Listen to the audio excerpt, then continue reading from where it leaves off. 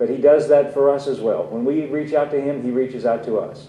And he reached out and touched this man. Of course, that's especially significant to this man who's a leper, because lepers, you're not supposed to touch him because the leprosy is contagious.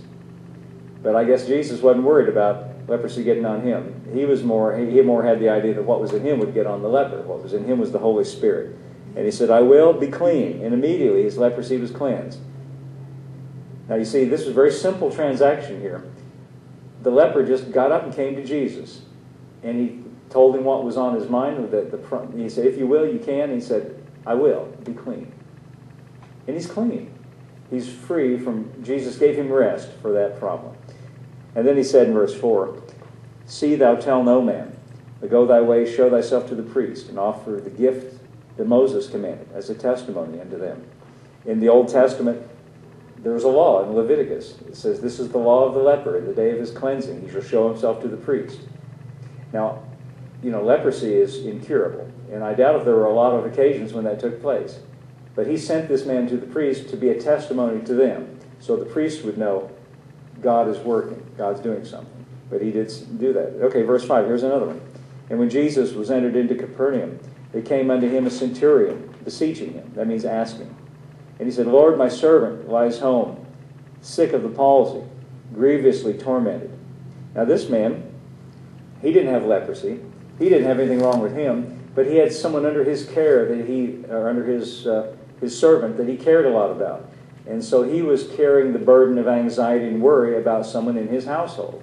Now, we know what that's like, those of us that have children or have had children. You do carry the burden of that.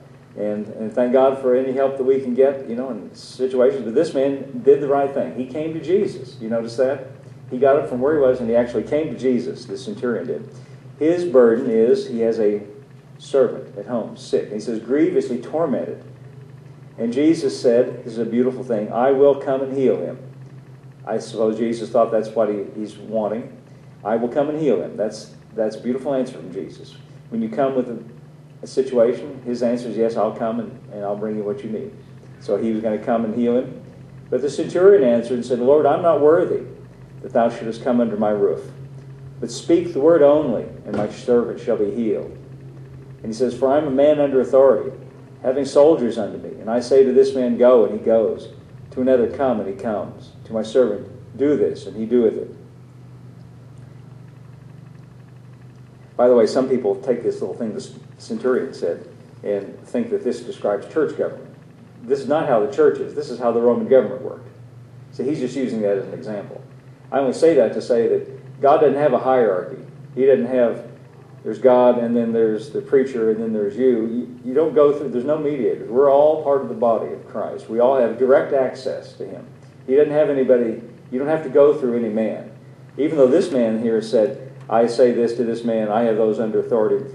That's how the Roman government worked. Elsewhere, we could read, if we wanted to, in Matthew, Jesus says pointedly, he says, you know how the Gentiles do things. They're great ones, lord it over them, and have authority over them. But he says, it shall not be so among you.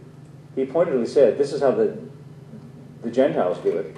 They have great ones and they have authority, but it's not so among you. The one who's great among you is going to be a servant. The ministers are not around to tell you what to do. They're there to be a servant. Just the opposite of that. Well, anyway, just wanted to point that out in passing. The reason I did was I got a letter last week from a guy that I met at BJCC many years ago named Carl Underwood. And he's, I hadn't heard from, do you remember him? Yeah. Okay, good. I didn't know if you remember him or not, if you knew Carl. Yeah, because you remember it's quite a while ago. And so he went out, and I guess from his letter, I guess he wouldn't mind me telling you because he told me, but he got into trouble again, and he's back incarcerated again. And he's looking at a 20-year sentence, actually. So he's got it all figured out how many days that is. I guess you could do that if you got time. But he said, I've really messed up, but I want to get back right, again, and get my life back on track again. And he said, I want to know if you would write to me and correspond with me. And I said, of course I will correspond with you and write with you. So this is something that he wrote in his last letter, was troubled about. I don't know what's going on where he is, what people are telling him. But this issue of, does God have ministers that tell us what to do and kind of direct our lives. And I wrote back and said, no, he does not. Jesus tells us what to do. Jesus directs our lives. We all. So here's the analogy Jesus and Paul makes. He's the head and we're the body. Isn't that what we're told? He's the head and we're the body. Now, I don't know how your body works, but as far as my body works, all the different parts of my body get directions directly from my head. Like if I think in my head, I'd like to move my toe moves because my head says, toe move. I don't have to go through the shoulder, say, shoulder, would you relay a message to my hips? And hips, would you relay a message to my knees? And knees, you relay a message down to the foot. And the foot, you tell the toe. And poor old lowly toe will have to take directions from all these intermediary. No, it's not like that. Head says to toe, toe responds. That's how it works. All my parts of my body are directly connected to my head. Same with Jesus. Every one of us are directly connected to Jesus. Nobody in between. Nobody's there to direct or tell you what to do except Jesus. He's the one to whom you're responsible. So don't worry about anybody else. Now we do, of course, we walk in love. We care about other people. But you know what I mean. Don't let anybody boss you around. Now this becomes an issue when Paul's writing because different people have different convictions. Paul writes in Romans 14 and he says, well, some person thinks that they think they should be a vegetarian, eat only vegetables. Some people think you can eat meat, and then this issue of meat offered to idols comes up. He says, let everybody be persuaded in their own mind. That's what he says. Because your conscience is before God, and you have to decide those things for yourself. There's no cut and dried rules. We all are connected to Him. We all respond to Him. Okay, so that in passing. Okay, now he says, speak the word only. That's what the centurion started to say. Because I know how it works. He says, I know what it works. I've got servants under me. And when I say, do this, I have every expectation it's going to be done. Right? So he said to Jesus, all you got to do is say, and I'll consider it done. He's saying, I understand that you have some authority of your own in this world of what this servant was tormented by. He said, you can speak the word and he'll be healed. And that's pretty remarkable, isn't it? He said, you don't even have to come to my house. That's wild. And Jesus thought it was pretty wild too. He said in verse 10, when he heard it, he marveled. That means he was surprised. And he said to them that followed, verily I say to you, I have not found so great faith. No, not in Israel. And that's a surprise because he should have found it there. But he didn't. He found it among outsiders. This Roman centurion had so much faith and confidence in Jesus that he could say, all you got to do, Jesus, say it's done and I consider it done. That's pretty good faith, isn't it? That's a good model for us. And then he says, and this is a verse I just want to touch lightly, it troubles some people.